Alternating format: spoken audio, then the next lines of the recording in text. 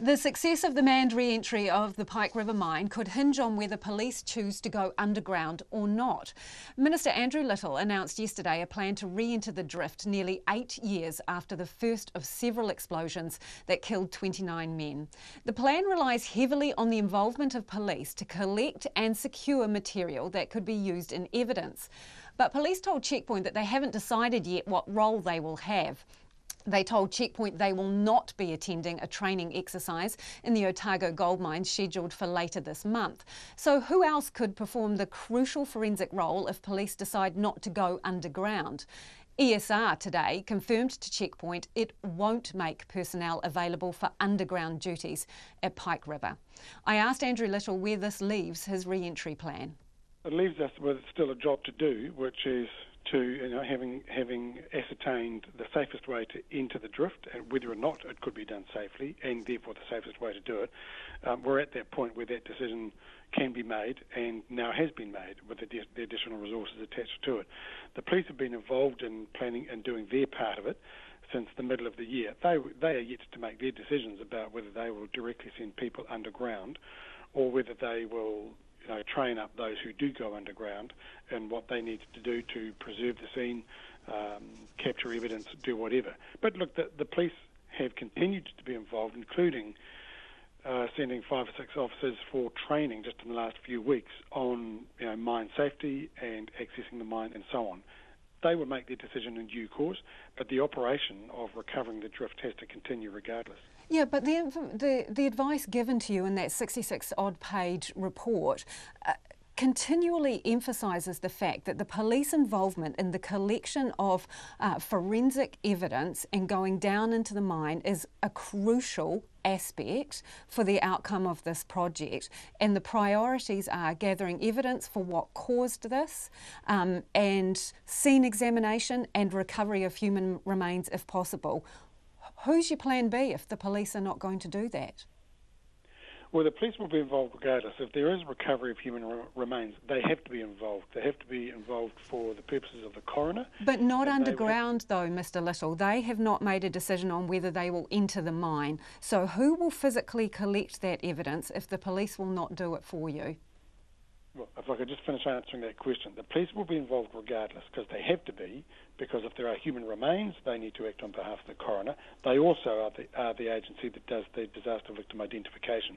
So they will be involved regardless. They have yet to make a decision about whether they will have officers physically underground.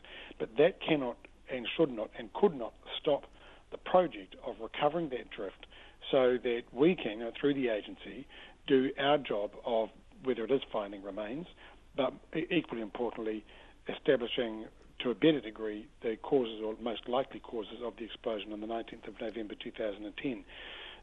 The police are involved, they've got to make their decisions, but this project has to proceed. That is the commitment we've made. We've examined the safety of it. We have a plan that is safe and workable, and we're going to continue on that plan. If the police do not want to go into the drift, who is going to collect this evidence? Who is plan B? Well, there doesn't need to be a plan B. It'll be those who do Why go not? underground to recover the drift. The plan is that once they get past the 170-metre stopping, then they will recover it on a kind of 40-metre by 40-metre basis. They will be trained in how to what to look out for, what to stake out. If they're able so to, miners will collect the evidence with intrinsically safe gear, then they will do that, and they will work with the police externally on an external basis to make sure that evidence is recovered. I'm sorry to interrupt you there, but you're saying that miners will collect the evidence if the police decline to go into the drift? Well, those who are trained and technically proficient to be underground, some of those will be those with trained miners and trained mining experience. Others will be specialists of another sort. I mean, in terms but this is potentially evidence in a court case. This is a crime scene. This, whatever is gathered, may end up in court. It needs to be impeccable, the collection of this. So, are you suggesting that miners would be trained to gather forensic evidence that the police would normally manage? I think we've got to be careful we don't get ahead of ourselves. I know you're focused on the police haven't yet made a decision. They will make a decision, and that doesn't have to be for some months yet. Are you confident for some reason that they will be saying yes? Look, no, but I've got to stay absolutely independent of the police. Or probably, to put it better, the police have to stay absolutely independent of me as a minister and of the agency. The police have got to maintain and assert their independence. They know what they're dealing with because they know that this is potentially a scene where there is an ongoing criminal investigation that might yield useful information. They know that. They will conduct their investigation and their inquiry or reopen the file that they closed in 2013 in the way that they regard best.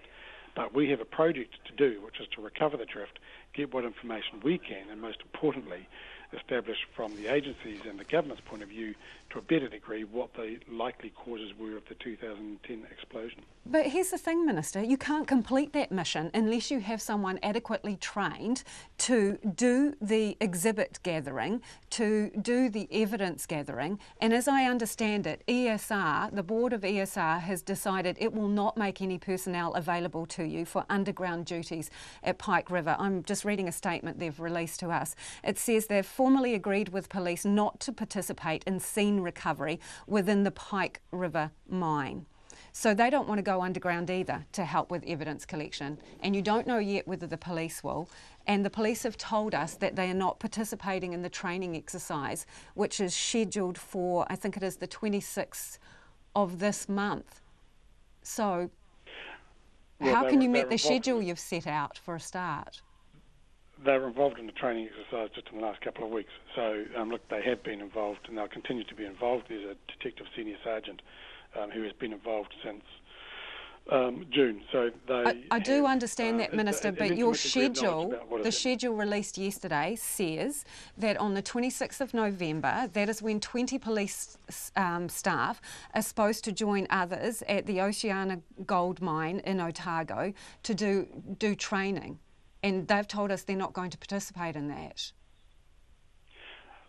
Okay, well they may well not do, and but that doesn't mean they're not doing other work and other training. As I say, they were involved in a training exercise recently. In fact, they all got their inductions for the Pike River mine site just in the last couple of weeks. So I'm not quite sure where you're getting to. We've gone through the exercise throughout the course of this year of ascertaining whether or not safe entry is possible, and if so, what the safest way of doing that is. We've got that. We've got extra resources to make sure that that can happen. That's the critical decision that I was required to make. Now we put the program together. The police have been involved because they have a file that remains open and an investigation that remains incomplete. How they go about their investigation, what they do, that's a matter for them. It has to be for them. I can't direct them. I'm not going to direct them. I'm not going to, try some way to compel them. But what I am going to do is back the agency to do and follow through on the commitment we've made, which is to recover that drift, find what we can, find any remains, and find out more likely what the causes of the 2010 explosion were. That's the commitment we've made to the families. Okay. And that's what I'm getting at, Minister. You have a plan here to enter the drift. The police have not committed to go underground to collect the evidence, which is a crucial part of this operation, and the integrity of that evidence collection needs to be maintained, surely. The police have not said yet whether they will go underground. ESR has ruled out going underground. I'm asking you what you plan to do if the police are not involved, and I'm not sure what you plan to do if the police will not go underground. Can you answer that for me? Well, no, because the police have to make a decision yet. Now, I'm not going to, the agency is not going to... So you're adopting a wait-and-see attitude? On the basis of what the police, have said that they so far haven't made a decision. They haven't said no, they're not going underground. They said they haven't made a decision at this point. But we have a commitment to recover the drift for the reasons I've outlined. And that, of course, is Andrew Little, the Minister who's in charge of the Pike River recovery operation.